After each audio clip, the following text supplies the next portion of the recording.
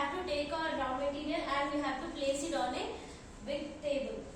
Sir, మనము first raw material ని ఒక టేబుల్ మీద ప్లేస్ చేసిన తర్వాత మనకున్న మాస్టర్ మనకి ప్యాటర్న్స్ ఇస్తారు. ఈ ప్యాటర్న్స్ తోటి మనం ప్యాటర్న్ మేకింగ్ చేసుకుంటాం. ప్యాటర్న్ మేకింగ్ అయిపోయిన తర్వాత ఈ ఫ్యాబ్రిక్ కటింగ్ మెషిన్ తోటి మనం ఫ్యాబ్రిక్ అంతా కట్ చేస్తాం అన్నమాట. లేయరింగ్ అనే ప్రాసెస్ తోటి మనకి పర్టికులర్ లేయర్స్ వేస్తారనమాట.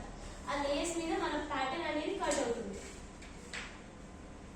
తర్వాత మనం ఏం చేస్తాము అంటే కట్ చేసిన పీసెస్ అన్నిటిని సెపరేట్ చేస్తాం. సెపరేట్ చేసిన పీసెస్ ని స్టిచ్చింగ్ మెషిన్స్ వాళ్ళకి ఇచ్చేస్తాం అనమాట. ఇచ్చిన తర్వాత వాళ్ళు స్టిచ్ చేసి మనకి రివర్స్ మళ్ళీ రా మెటీరియల్ ఇస్తారు. సెమీ చెకింగ్ ప్రాసెస్ అంటారు దీన్ని. ఇందులో మనం క్వాలిటీ చెక్ చేస్తాం.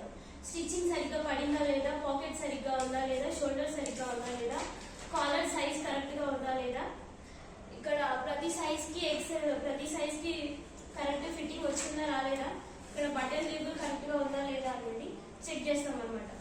కొన్ని పాకెట్స్ అనేవి డిఫరెంట్ షేప్ డిఫరెంట్ సైజ్ ఉంటుంది అనమాట. ఆ సైజ్ అనేది ఒక్కొక్కరు తీసుకున్న సైజ్ ని బట్టి ఆ షర్ట్ కి మనం డిఫరెంట్ షేప్స్ లో కుడతాం అనమాట. ప్యాకింగ్ నెక్స్ట్ ఇంకా చెకింగ్ అయిపోయిన తర్వాత ట్రిమ్మింగ్ ఉంటుంది. ట్రిమ్మింగ్ అయిపోయిన వెంటనే మనం ప్యాకింగ్ చేస్తాం. ప్యాకింగ్ అనేది